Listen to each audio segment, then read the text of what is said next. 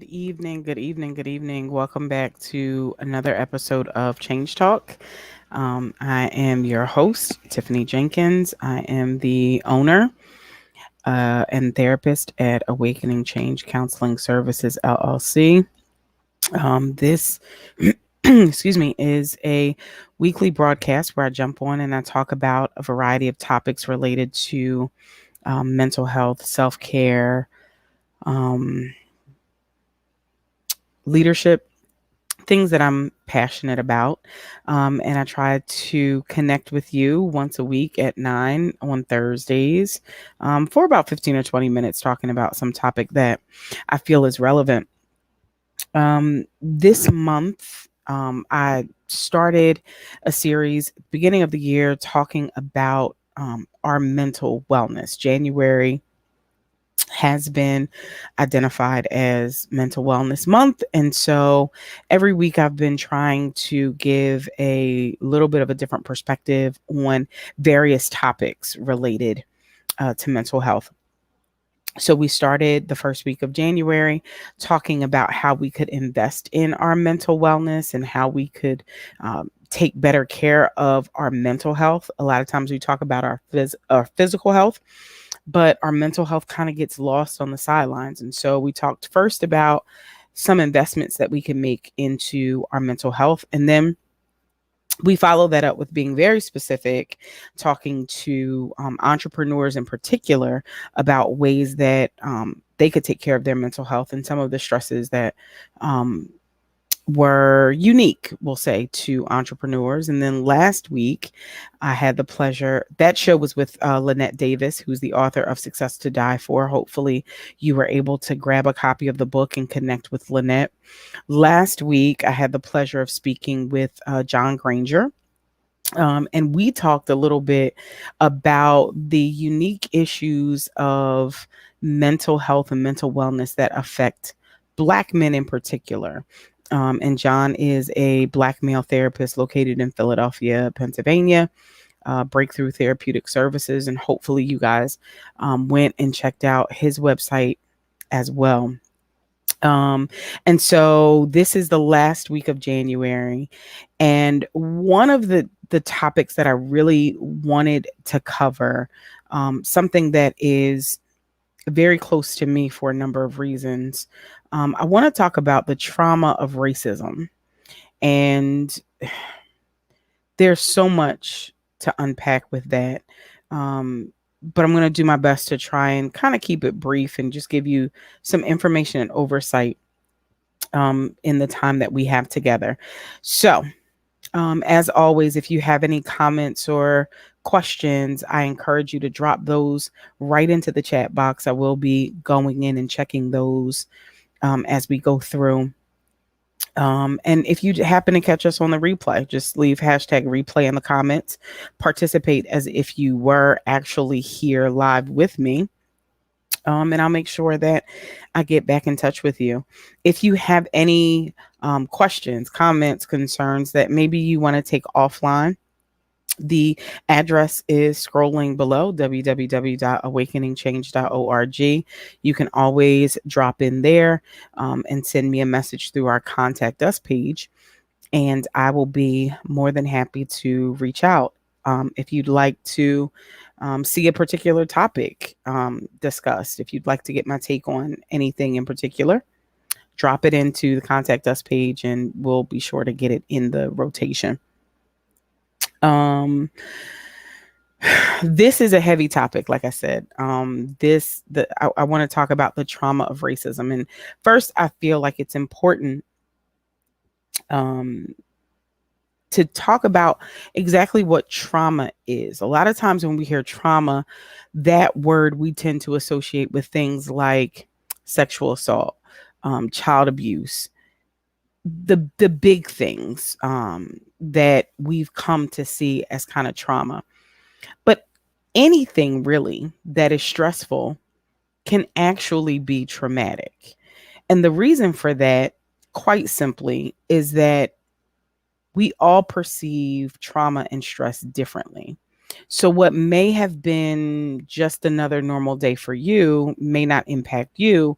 For me, might be something that was completely, um, we'll say, overwhelming and earth shattering, right? So, we typically characterize trauma in a few things. And I have some notes because I want to kind of stay on task, and really make this clear from more of a clinical perspective. So, one of the things that we talk about when we're looking at what constitutes trauma, there is what we say is significant distress related to the event. That distress can be, it exists on a continuum. It can be as small as a minor discomfort to something bigger like depression or anxiety or sleep disturbance or something like that.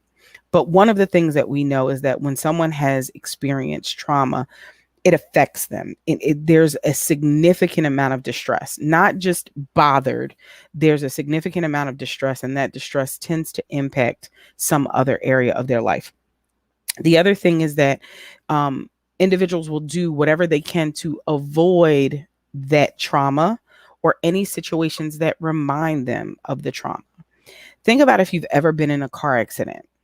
Technically, that is considered a form of trauma because for most of us who have been in a car accident, that first time back behind the wheel or the next time you get into a car, you kind of have a little bit more nervousness or a little bit more on edge about that.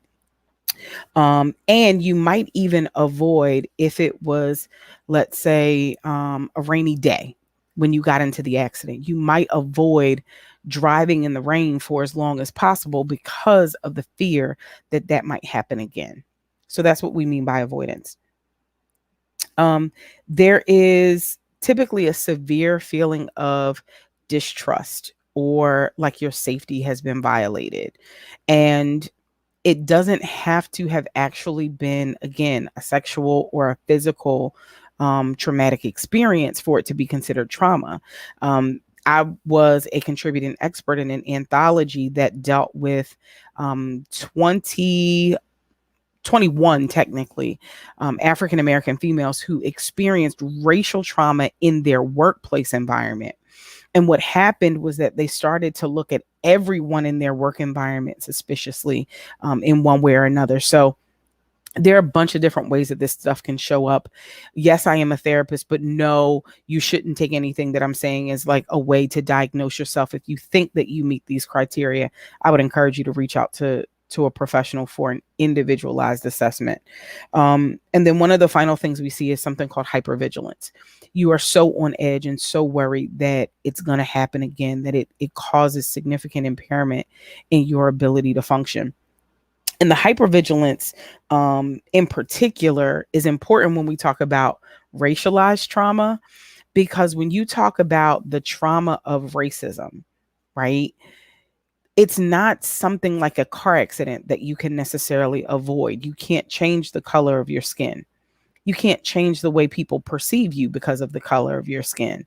And so, whenever you encounter someone who might be different, right? To put it bluntly, if you're a Black female and you were attacked, minimized, discriminated against by a white male, when you come in contact with, have to interact with another white male, you're going to be on edge. You're going to wonder if you're speaking properly. Is there something that you're saying that's putting this person on edge? Are you going to make the wrong gesture? Are you dressed properly? Is your hair appropriate and acceptable? You're going to be so on edge that it's going to be difficult to be yourself. Now, when we talk about trauma from a mental health perspective, one of the things that we say is that the longer you're exposed to that trauma, sometimes the worse that it can be. So think about being a person of color in this country, yes. But tonight I want to talk specifically about the unique challenges of being a Black person in America. When you turn on the TV And on any given day, you're liable to see someone who looks like you or someone you love who was murdered, who was targeted, who was treated unfairly, who was discriminated against in some way simply because they look like you. That's a trauma. And the insidious nature of that kind of trauma is that, again, you can't necessarily change it. You can't get away from it. But what we can do is find healthier ways to talk about it, to be very transparent about the ways that racism affects us in this country. And even if you are not a Black person, um, you can still have those conversations. You can still be open and listen to the stories of folks who have suffered injustices and discrimination. You can listen to the way that people feel about some of this more performative stuff that we're seeing being done. And I say performative because you're just doing something to keep up an appearance. You're not really changing the system. And that's what makes racial trauma so difficult to work through, because it is literally ingrained in the systems in which we have to navigate every day. And that's not my opinion. If you trace back our history as a country, chattel slavery and everything that came after that system has uniquely affected Black people in this country. There is a wonderful book by Dr. Joy DeGroy that talks about post-traumatic slave syndrome. And she really unpacks this idea that the trauma that our ancestors had in a lot of ways have been passed down. Not like, just general anxiety per se, but there are certain rituals and things that African Americans in this country have had to practice because it has kept them safe. Think about the movie that came out a while ago, Green Book, and the reality that that was based in, that there are some places that you couldn't go. And even in 2021, we know that there are some places where you need to have extra protection. There are some places you don't go after a certain hour. There are some neighborhoods you can't be in and be safe. And just the thought of that, think of living with that every day, it can have a real impact. And that impact can show up in your physical body as well. That can manifest itself as high blood pressure. It can manifest itself as strokes. And if you look at health numbers, if you're someone who's into research, you'll see that these stress related disorders disproportionately affect African Americans. So there's research to back this up. This isn't theory. This isn't a conversation to incite division. What I want to do is make you be more aware that for a number of reasons, if you are a Black person living in America, that you need some extra support, especially after some of what we've just endured in just 2020 alone.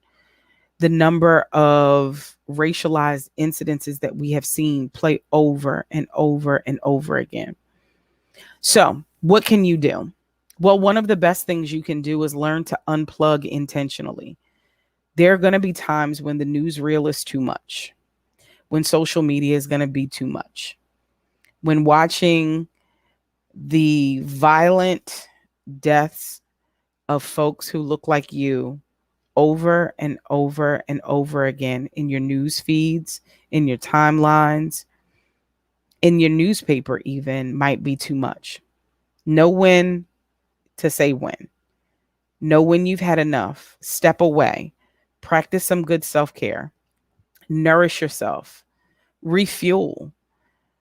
Have a community of folks that you can talk to, who can help you, who can support you, who can help you feel safe, because that's really the key to living in all of this. And in some cases, you may even need to see a professional. There are wonderful sites like therapyforblackgirls.com and therapyforblackmen.org that specialize in connecting Black men and women with therapists that look like them. We have to remember that what happened isn't our fault, but healing from it absolutely is our responsibility. It's not going to be easy, but we have to do our part and know that it'll eventually be worth it. So, yes, if you are an African American in this country, you have probably at one point in time been exposed to racialized trauma. But yes, you can work through it. You can survive it. You can thrive even despite that. And so I hope that you've gotten something tonight that helps you realize that. I would encourage you to go back and listen to the other episodes in this series because all of those were full of tips that we can use to steady ourselves for what's coming ahead. It doesn't matter how ugly it gets out there. We got to take care of ourselves in here and in here. So let's see.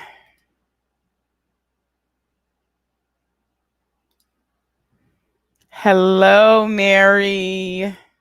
How are you? Kia said such a good book. Yeah, post-traumatic stress syndrome is a phenomenal read.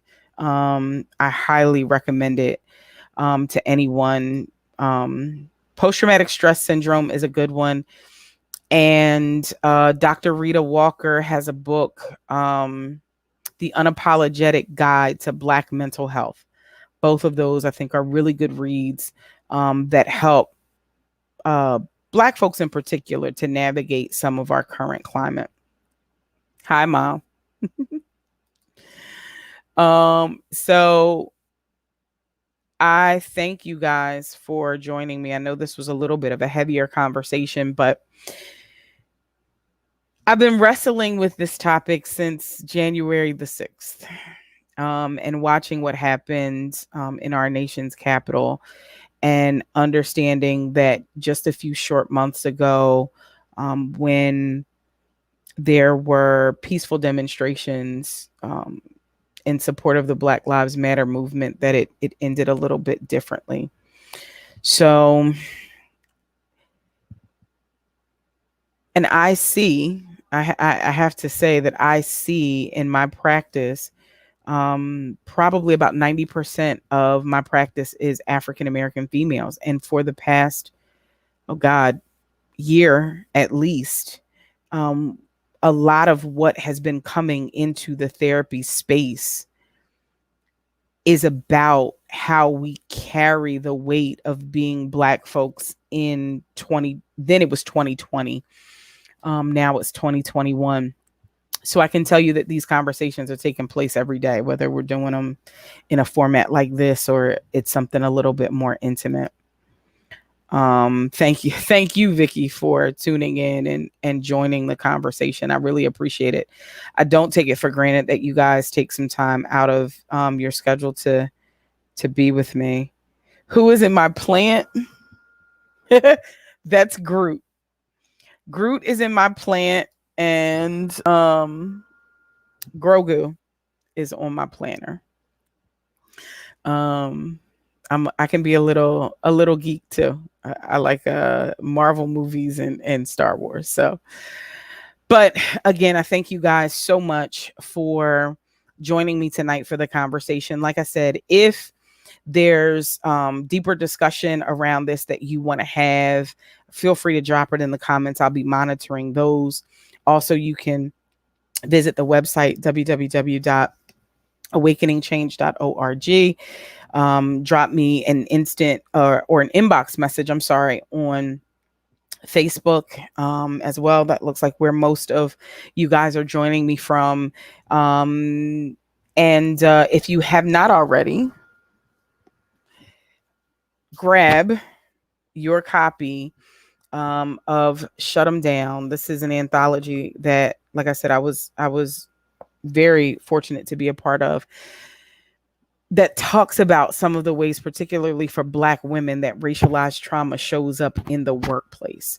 And I know that Mary is working on, she's also part of an anthology that's coming up that looks at hair discrimination as well. And I'll probably be talking about that very, very soon as well. But it would not be me if I just kind of let this month go by and we're talking about mental wellness and how to take care of ourselves if I didn't address this kind of elephant in the room.